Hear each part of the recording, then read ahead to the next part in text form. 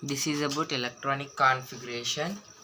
Electronic configuration is a distribution of electrons in orbitals. Hydrogen 1s1 ఎలా అంటే s ఆర్బిటాల్లో ఒక electron ఉంది. Z, that means atomic number itself is a number of electrons. So 1s1 orbital configuration means s orbital కి మనం only 1 డబ్బా గీద్దాం. ఈ బాక్సెస్లో వేసే కాన్ఫిగరేషన్ మనం ఆర్బిటాల్ కాన్ఫిగరేషన్ అంటాం.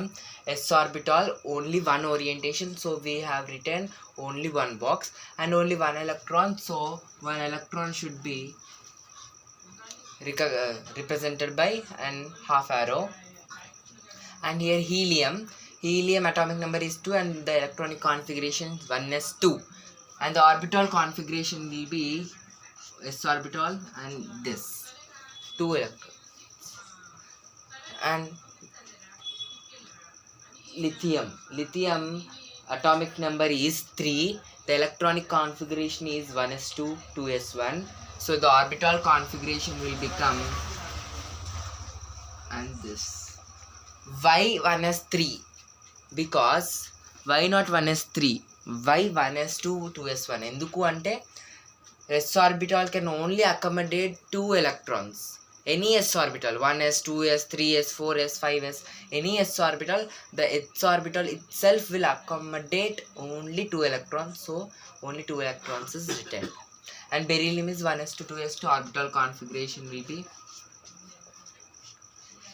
completely filled, and the boron orbital configuration will be, and sodium orbital configuration మీరు రాయండి. కాల్షియంది కూడా, క్రోమియం కాపర్ ఇలా ఎందుకు, ఇక్కడేమో యాక్చువల్ కాన్ఫిగరేషన్ అంటాం, దీన్ని స్టెబిలిటీ కోసం రాసే కాన్ఫిగరేషన్ అంటాం. యాక్చువల్ కాన్ఫిగరేషన్ అంటే ఏంటి అంటే 4s2 అంటే ఇది ఫుల్గా నిండిన తర్వాత ఎలక్ట్రాన్స్తో 3Dలోకి ఎలక్ట్రాన్స్ మనం రాయడం జరుగుతుంది.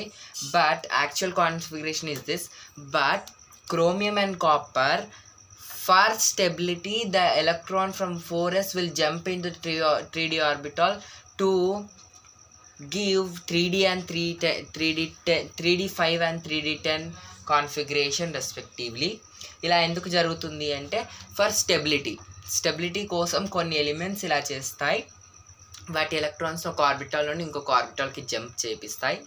ఇలాంటి ఎలిమెంట్స్ మనకి అప్ టు 13 ఎలిమెంట్స్లో ఓన్లీ కాపర్ అండ్ క్రోమియం మాత్రమే, ఈ 2 ఎలిమెంట్స్ మాత్రమే ఈ డిఫరెంట్ టైప్ ఆఫ్ ఎలక్ట్రానిక్ కాన్ఫిగరేషన్స్ని పర్ఫామ్ చేస్తాయి.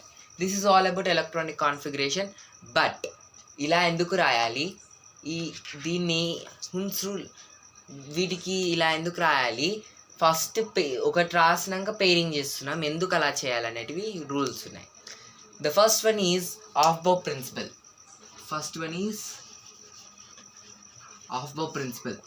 And second one is Hund's rule. And last one is Pauli exclusion principle.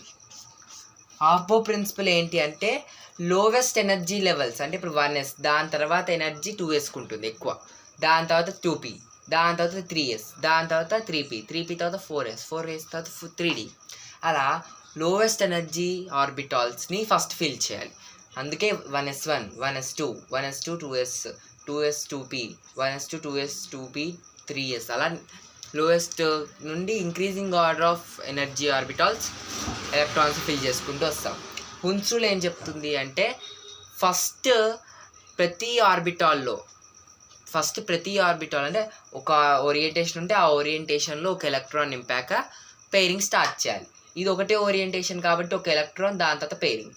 2 electron అంటే p ఆర్బిటాల్కి మనకి 3 ఉంటాయి, దీనికి ఎలా చేస్తామంటే పెయిరింగ్ చేశాక సింగిల్స్ రాసాక పెయిరింగ్ చేస్తాం. అలా డీజనరేట్ ఆర్బిటాల్స్ అంటే ఇలాంటివి ఆర్బిటాల్స్ ఉంటే ఇలా హున్స్ రూల్ అప్లికబుల్. పౌలి ఎక్స్క్లూజన్ ప్రిన్సిపల్ అంటే సోడియంలో 2sలో ఉన్న పాజిటివ్ స్పిన్ ఎలక్ట్రాన్ 3sలో ఉన్న పాజిటివ్ స్పిన్ ఎలక్ట్రాన్, ఈ రెండిటికి మనం క్వాంటమ్ నెంబర్ వాల్యూస్ చూస్తే సేమ్ ఉండద్దు. 4కి 4 క్వాంటమ్ నెంబర్స్ వాల్యూస్ సేమ్ ఉండదు, ఏదైనా ఒకటి డిఫరెంట్ ఉండాలి రెండిటికి. అలా ఉంటుంది అని చెప్పే రూలే Pauli exclusion principle. So this is all about electronic configuration and the rules. Thank you.